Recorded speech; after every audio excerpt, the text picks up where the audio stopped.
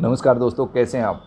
आज बात करेंगे एक स्पेशल टॉपिक के बारे में, क्योंकि आज आप सभी को पता है कि आज अपने जो वर्ल्ड हेपेटाइटिस डे है, तो आज उसके ऊपर हम जानेंगे कि हेपेटाइटिस अपने क्यों होता है और ये किस ऑर्गन को इफेक्ट करता है, इसके क्या क्या सिम्टम होते हैं, इसका हम आयुर्वेद में क्या क्या ट्रीटमेंट ले सकते हैं। तो ये सब जानकारी आज के वीडियो में आपके लिए होने वाली है। तो सबसे पहले आप इस वीडियो को कंप्लीट देखें और इस रोग के बारे में जानें, क्योंकि मैं आपको हर बार एक स्पेशल डिजीज़ के बारे में बताता हूँ। तो जैसा आप जान रहे हैं कि ये भी एक डिजीज़ आपके लिए बहुत इंपॉर्टेंट है, क्योंकि बार बार आप देख रहे होंगे जब बच्चे छोटे होते हैं तो उनको आप हेपेटाइटिस का टीकाकरण लगवाते हैं। तो उसके बाद में फिर आप बहुत से आपको पेशेंट भी ऐसे मिलते हैं जो ये बोलते हैं कि सर मुझे तो हेपेटाइटिस ए है, बी है, सी है या ई है। इनमें से कोई न कोई बताते रहते हैं, आप पूछते रहते हैं। तो उस चीज़ की आपको नॉलेज होनी चाहिए और उसके बारे में आपको संपूर्ण जानकारी भी पता होनी चाहिए कि ये होता क्यों है, इसके क्या क्या सिम्टम इसके क्या क्या आते हैं और किस टाइप से ये होता है।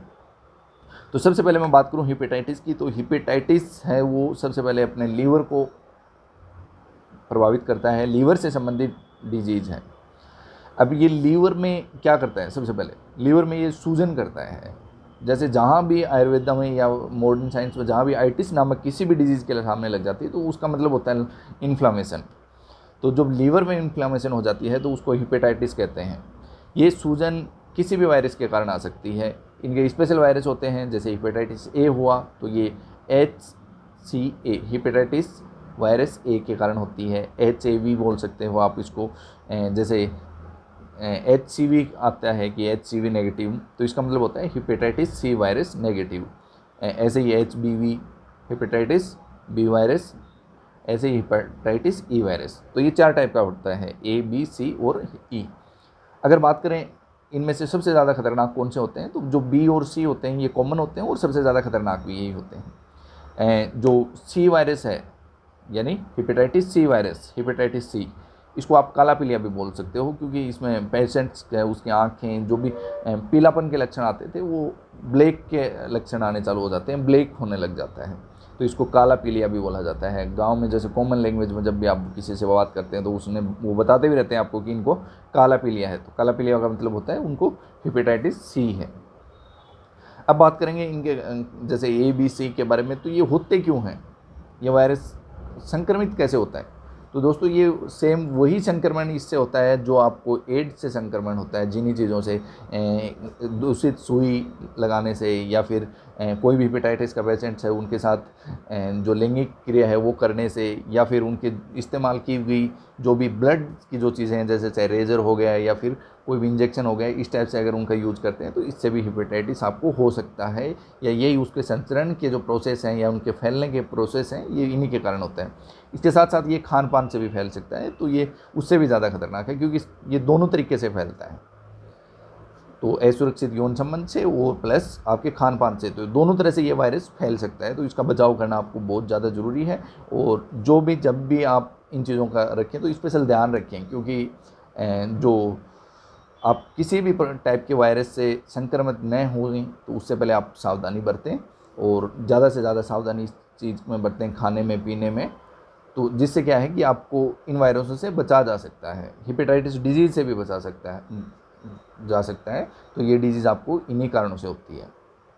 अब इसके लक्षण कैसे होंगे, तो लक्षण की अगर बात करें तो जब भी जो भी पीलिया के लक्षण होते हैं वही आपको हेपेटाइटिस में मिलते हैं। जैसे आपके जो भी नाखून हैं, आँखें हैं, उनमें पीलापन दिखाई देगा, नींद नहीं आएगी, जो भी पेशेंट्स होगा उसको बार बार उसको ऐसे मन करेगा कि उसको वोमिटिंग हो रही है, उल्टी हो रही है, या फिर उसको खाने का मन नहीं करेगा, उसको भूख नहीं लगेगी, बिल्कुल भूख की कमी रहेगी और उल्टी दस्त की उसके साथ साथ डिजीज़ रहेगी। तो ये जो भी लक्षण हैं ये आपको हमेशा हेपेटाइटिस का जो भी पेशेंट होगा उसमें ये लक्षण आपको देखने को मिलेंगे। अब आयुर्वेदा के अकॉर्डिंग जो पीलिया है या हेपेटाइटिस है उसको कैसे माना गया है। देखो, जो लीवर होता है उसका अपना मेन कार्य क्या होता है, पित्त को स्रावित करना, यानी बाइल्स का श्रावण करना, बाइल्स का सिक्रेशन करना। तो ये काम होता है अपना लीवर का। जब क्या होता है, अपना लीवर जो बाइल का सिक्रेशन कर रहा है वो अपने ब्लड में जाने लग जाए, तो आयुर्वेद में इसको रक्त पित्त के बारे में बताया गया है।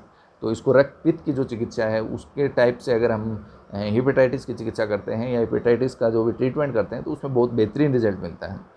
तो इस टाइप से आपको समझ चुके होंगे कि हेपेटाइटिस क्यों फैल रहा है, इसको किस टाइप से आप रोक सकते हैं।